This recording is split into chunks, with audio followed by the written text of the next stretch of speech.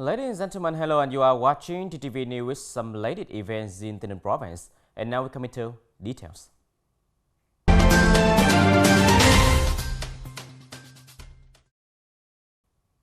Ladies and gentlemen, according to the Ministry of Health decision of COVID-19 vaccine distribution, Tay Ninh will get more 57,000 doses of vaccine in the next batch. As a result, the source of COVID-19 vaccine supply in Tay Ninh will be among the AstraZeneca vaccine from the Japanese government assistance and the vaccine source imported by VNVC Vietnam in a quantity of 57,650 doses. According to the Ministry of Health decision number 3355 on promulgating the plan to conduct the COVID-19 immunization campaign in 2021-2022, there will be 16 groups of subjects to be vaccinated, including on persons in the age range designated to use vaccine according to the recommendation of producer, in which range life forces in epidemic prevention control as well as in economic promotion and development are given priority.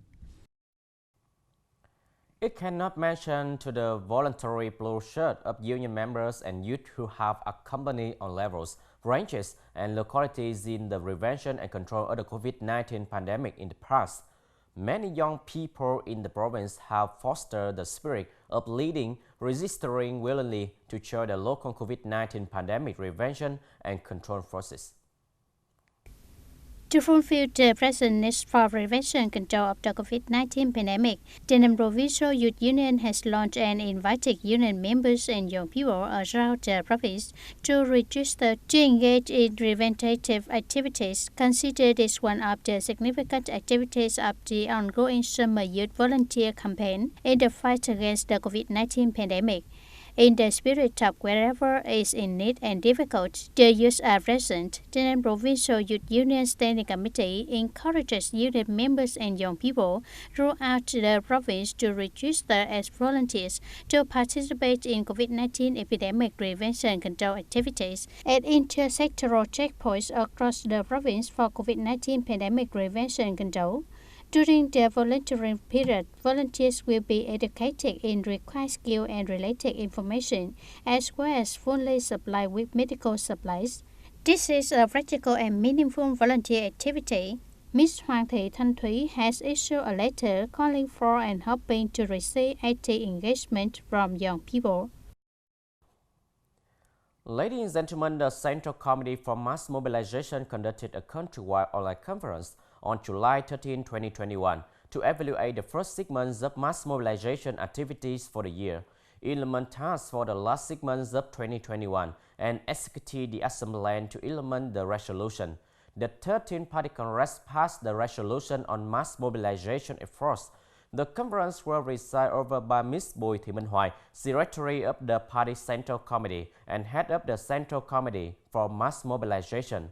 Mr. Phạm Hồng Thái, Standing Deputy Secretary of the Provincial Party Committee, was present at the Provincial Report.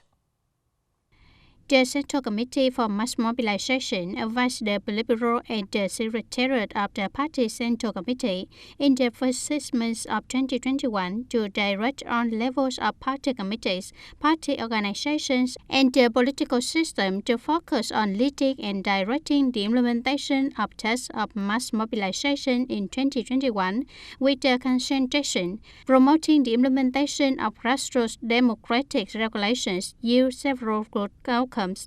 At the conference conclusion speech, Ms. Bùi Thị Minh Hoài underlined the political system mass mobilization activity had many good developments in the first 6 months of the year. In the coming time, she asked the Central Committee for Mass Mobilization to keep the project on track, ensure the quality of the conclusions and directions issued by the Politburo and the Secretariat, and focus on implementing the action program to execute the 13th National Party Congress resolution on mass mobilization. Meanwhile, Mr. Phạm Hồng Thái directed that the mass mobilization system at all levels in the province closely follow the epidemic situation from the Province Steering Committee for Disease Prevention Control to inform, propagate, and orient the people. Immediately following the online meeting of the Central Committee, improve understanding of disease spread in the community, increase sense of responsibility in disease prevention control, and monitor to self-detect to assist the epidemic prevention control force in taking effective measures to prevent and control epidemic results, avoiding spreading in the community. The Provincial Party Committee Standing Deputy Secretary proposed that the mass mobilization system at all levels, fronts, and social-political organizations to actually mobilize resources to share and encourage people in quarantine areas blockade, those facing difficulties due to the epidemic, particularly essential necessities. Furthermore, the front and social political groups must organize individuals to join the community health team in order to promote the efficiency of this group in epidemic prevention and control.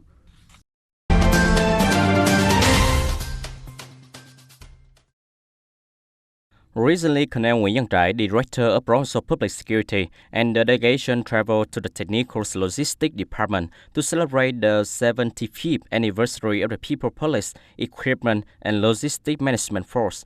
On behalf of the Provincial Public Security Directorate Party Committee, Colonel Nguyễn Văn Trải congratulated the Tay Ninh Public Security Equipment and Logistics Management Force, as well as the medical force, for rapidly introducing many solutions to strengthen the management and use of military equipment over the past time: vehicle, fuel, professional technological equipment, weaponry, support tools, waste management, and transportation, regularly perfecting and equipping all styles of synchronous professional technical means, ready to fulfill the demand of labor and power as soon as possible, and to put measures in place to maintain the security and order of police units, districts, and cities on a regular and irregular basis.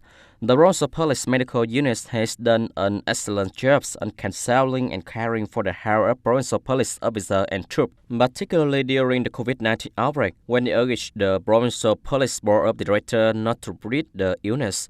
In the future, the Logistics and Equipment Management Force must continue to improve its position, determine the importance of and renew the thinking and methods of operation management of police, equipment and logistics, continue to promote the force and the health sector tradition, and perform well assigned tasks.